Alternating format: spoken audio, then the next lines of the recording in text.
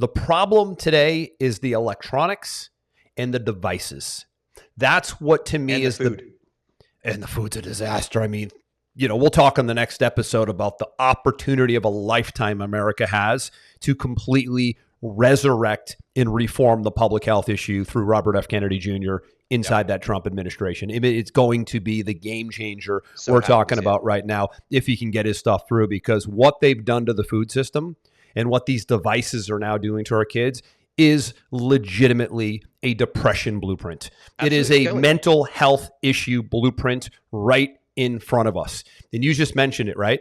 The challenge with being parents, as we all know, is everything's a fight. It's resistance. It's friction. We get all that. We didn't have to your point earlier, we didn't have to contend with the devices. If it was just us and the kid and going outside, it wouldn't be as bad. But the devices are addicting.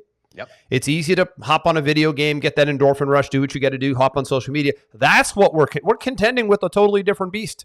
We're contending today with an 800-pound gorilla that didn't exist when we were kids. So we've got an extra variable that, on top of the fact that it's hard work, we have this device that's also part of the problem.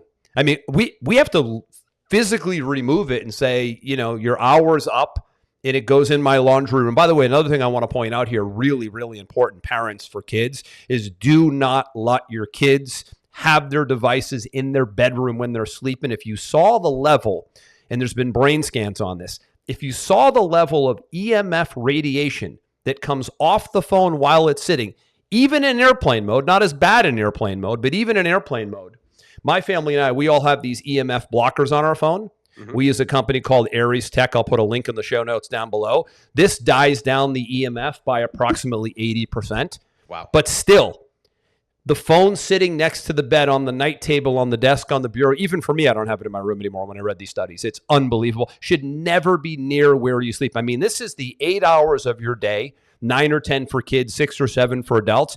That is cherished time that your brain needs to be completely disconnected from anything electronic and anything that lets off radiation. It's not a lot different than sleeping next to a microwave that's on. Aaron, think about how the craziness. Yeah, I think I'll put the microwave on for 6 hours and sleep next to it. It isn't a lot different. If you look at the brain scans, it isn't a lot different. Obviously, that's an extreme example, but you get the point. So we're contending with the devices. On top of and a lot of people won't turn their phones off at night beside their bed because they use it for their alarm in the morning. And I understand the logic, but get an alarm clock and turn your phone off. I got a battery operated, annoying old school $14 alarm clock not long ago. It's amazing. My phone is nowhere near my head, nowhere near your brain, Aaron. Adults too. It should, first of all, should never be in the bed, number one, but really, you should challenge yourself to not have it in the bedroom because of the EMF and the Listen, America's about to get a big lesson on the amount of EMF radiation that comes off the phones. And every time the phone goes from 3G to 4G to 5G, we'll be at 6G soon, it's more and more radiation. Wait until you see the studies RFK is about to release onto society in the next couple of years about that.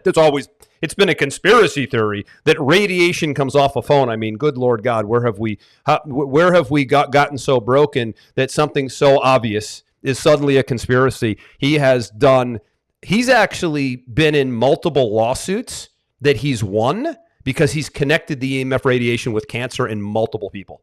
Won millions in lawsuits on this alone. So this is a really important one, not to get too far off track, but the devices are in the way of us getting our kids into a routine that focuses on fitness and wellness and nutrition, but don't let the devices anywhere near their developing brains while they're sleeping. That's a huge takeaway. I couldn't agree with you more. And even if it wasn't for the EMF, like think about how you and I were when we were kids. If I could sneak up in the middle of the night and play a quick game of Mike Tyson Absolutely. I know where you're going here, man. Right? Of course you will. If I could sneak a call to my girlfriend through the old landline. I caught my son on that one the other day. There you go. Right? Yeah, the Snapchat.